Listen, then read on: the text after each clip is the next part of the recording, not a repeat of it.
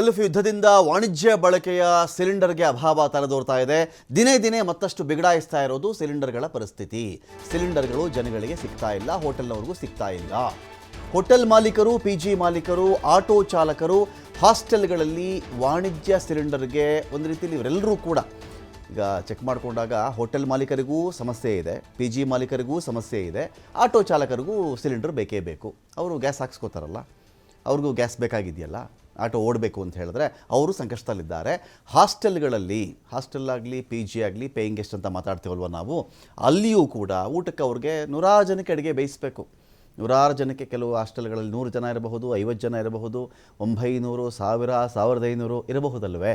ಅಷ್ಟು ಜನಗಳಿಗೆ ಅಡುಗೆ ಬೇಯಬೇಕು ಅಂತ ಹೇಳಿದ್ರೆ ಲೋಡ್ಗಟ್ಟಲೆ ಸಿಲಿಂಡರ್ಗಳು ಬೇಕಾಗ್ಬಿಡ್ತವೆ, 1 ತಿಂಗಳು 2 ತಿಂಗಳಿಗೆ ಚೆಕ್ ಮಾಡಿಕೊಂಡಾಗ. ಸೊ ಇದೀಗ ಸಿಲಿಂಡರ್ ನೋಡಿದ್ರೆ ಸಿಗ್ತಾ ಇಲ್ಲ. ಸಿಲಿಂಡರ್ ಸಿಗದೆ ಅವರೇನು ಮಾಡ್ತಾ ಇದ್ದಾರೆ, ಕಟ್ಟಿಗೆ ಎತ್ತ ಅಥವಾ ಸೌದೆ ಒಲೆ ಅಂತ ಕರೀತಾರಲ್ಲ, ಅದರ ಮೊರೆ ಹೋಗ್ತಾ ಇದ್ದಾರೆ ಜನ. ಹೋಟೆಲ್ಗಳಿಗೆ ಬೀಗ ಅಂತೂ ಹಾಕ್ತಾ ಇದ್ದಾರೆ. ಹೋಟೆಲ್ಗಳಿಗೆ ನೀವು ಯಾರೋ ಒಬ್ಬರೋ ಇಬ್ಬರೋ ಸ್ವಲ್ಪ ದುಬಾರಿ ಆದರೂ ಸೌದೆ ತಂದು ಅಡುಗೆ ಮಾಡಬಲ್ಲರು. ಆ ಸೌದೆ ಖರ್ಚು ಗ್ರಾಹಕ ಕೊಡೋಕ್ಕೆ ರೆಡಿ ಇರಬೇಕಲ್ಲ. ಗ್ರಾಹಕನ ಮೈಂಡಲ್ಲಿ ಏನು ಅಂತ ಹೇಳಿದ್ರೆ, ನಿನ್ನೆ ನಾನು ಒಂದು ಪ್ಲೇಟ್ ಇಡ್ಲಿಗೆ 20 ರೂಪಾಯಿ ಕೊಟ್ಟಿದ್ದೆ ಅಂದರೆ ನಾನು ಇವತ್ತು ಅಷ್ಟೇ ಕೊಡೋದು ಅಂತ.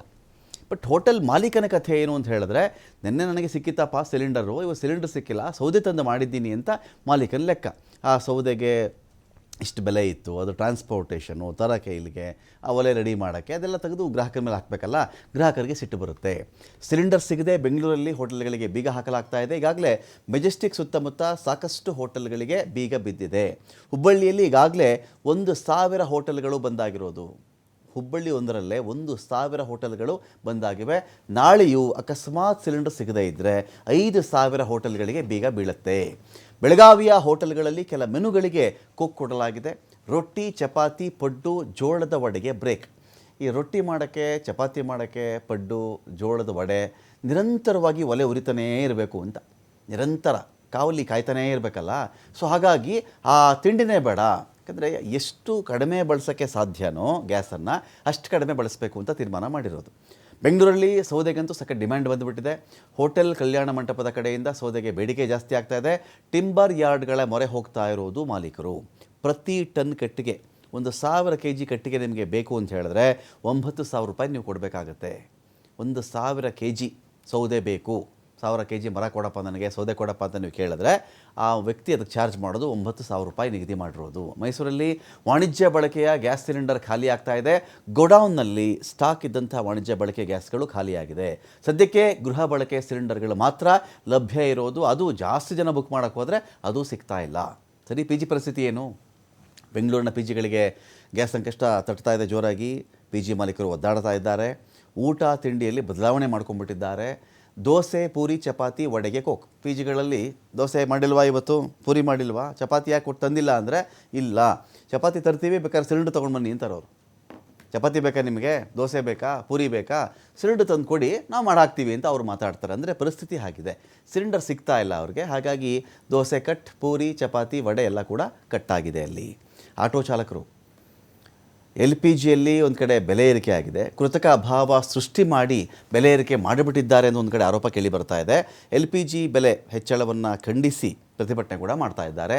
ಸಿಲಿಂಡರ್ಗಳಿಗೇ ಪೂಜೆ ಮಾಡಿಬಿಟ್ಟಿದ್ದಾರೆ, ಆಟೋ ಸಿಲಿಂಡರ್ಗಳಿಗೇ ಆಕ್ರೋಶ ವ್ಯಕ್ತಪಡಿಸ್ತಾ ಇದ್ದಾರೆ. ಹುಬ್ಬಳ್ಳಿಯ ಚೆನ್ನಮ್ಮ ಸರ್ಕಲ್ನಲ್ಲಿ ಪ್ರೊಟೆಸ್ಟ್ ಜೋರಾಗಿತ್ತು.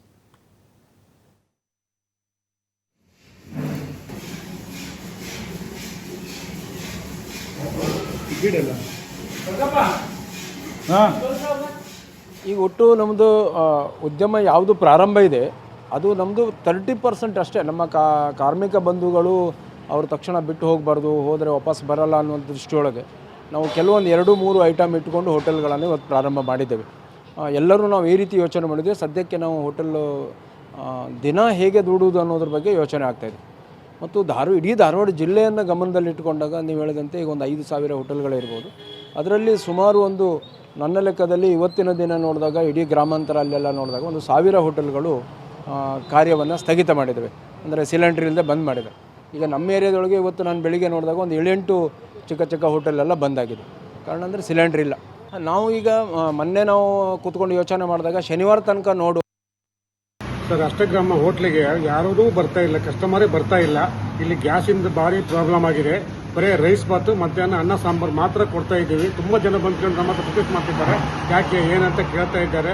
ನಾವು ಏನಂತ ಉತ್ತರ ಕೊಡ್ಲಿ, ನಮಗೂ ಭಾರಿ ಕಷ್ಟ, ನಮಗೂ ಊರಿನಲ್ಲಿ ಭಾರಿ ಕಷ್ಟ ಇದೆ, ಕೆಲಸ ಮಾಡಿ ತಿನ್ಬೇಕು, ಏನಾದರೂ ವ್ಯವಸ್ಥೆ ಮಾಡಬೇಕು ಅಲ್ವಾ. ಜನ ಬರ್ತಾ ಇದ್ರು ಮೊದಲು ಕಸ್ಟಮರ್ಸ್? ತುಂಬಾ ಜನ ಬರ್ತಾ ಇದ್ರು ಸರ್, ತುಂಬಾ ಜನ. ಈಗ ಬಂದು ಹೋಗ್ತಾರೆ, ಇಲ್ಲಿ ಏನಿಲ್ಲ, ಬರೀ ರೈಸ್ ಬಾತ್ ಒಂದೇ ಇರೋದು, ಮತ್ತೆ ಇನ್ನೇನು ಇಲ್ಲ.